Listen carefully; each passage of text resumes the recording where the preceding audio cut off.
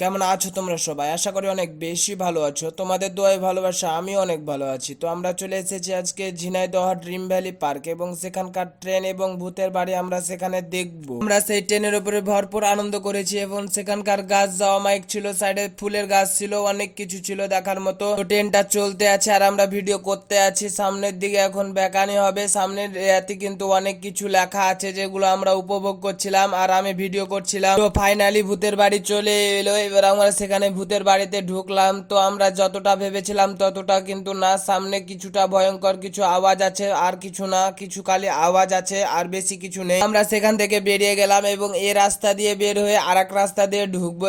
এজন্য অনেকগুলো লোক কিন্তু আমাদের দেখছিল, আমাদের দিকে হা করে তাকিয়েছিল যে তারা ভূতের বাড়ি থেকে কি দেখলো, কিন্তু আমরা কি দেখেছি তো সেটা শুধু আমরাই জানি। ফাইনালি আর একটা গেট দিয়ে ঢুকাই দিল। তো এখানকার সাউন্ডটা কিন্তু অনেক ভালো লাগছিল, অনেক ভয়ঙ্কর লাগছিল সাউন্ডটা। দেখার কিছু নেই কিন্তু সাউন্ডটা অনেক ভয়ঙ্কর। আমরা এই গেট দিয়েও বেরিয়ে গেলাম, এবার আমরা সামনের গেট দিয়ে যাব। তো এখানে সবাই দাঁড়াই ছিল আমাদের দেখার জন্য। তো আমাদের ট্রেনটা থামলো না সেখানে, মানে দু পাক করে দিবে, এক রাউন্ডে দু পাক করে দিবে, সেজন্য অনেকেই টিকিট কেটে দাঁড়ায় আছে আমরা আসবো আর তারা উঠবে এই জন্য। তো এখানে একটা সিম কোম্পানি থেকে সিমও বিক্রি করছিল। তো অনেক অসাধারণ লাগছিল। ট্রেনের উপরে উঠে আমরা বন্ধু বান্ধব সব একই একই জায়গায় ছিলাম ট্রেনের উপরে। যাই হোক আমরা ভরপুর আনন্দ করেছিলাম সেই ট্রেনের উপরে উঠে এবং আমরা বন্ধুটি এক জায়গায় বসেছিলাম এবং এই সুন্দর সুন্দর প্রকৃতি উপভোগ করছিলাম এবং আমাদের ট্রেনটাও দূর দূর দূর দূর দূর দূর করে আগাচ্ছিল।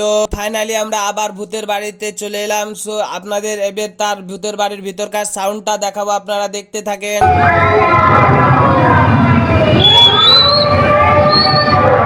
এই হচ্ছে সেখানকার ভূতের বাড়ির সাউন্ড। তো আপনাদের সেই সাউন্ডটা কেমন লেগেছে অবশ্যই কমেন্ট সেকশনে জানাবেন। আর এই ট্রেনে কে কে উঠতে চান তারা অবশ্যই কমেন্ট সেকশনে জানাবেন। এই park Jhenaidah dream valley park কে কে আসার জন্য প্রস্তুতি নিচ্ছেন তারাও অবশ্যই জানাবেন। এই পার্কটি খোলা বেশি দিন হয় নাই, 14ই ফেব্রুয়ারি 2023-এ খুলেছে আর আমরা ঘুরতে এসেছিলাম 14ই ফেব্রুয়ারি 2024। এই পার্কটার 1 বছর পূর্ণতা পেয়েছে। তো এটাই আমাদের লাস্ট রাউন্ড, আর কথা বাড়াবো না। পরবর্তীতে কোনো ভিডিওতে দেখা হবে। টাটা বাই বাই, আসসালামু আলাইকুম।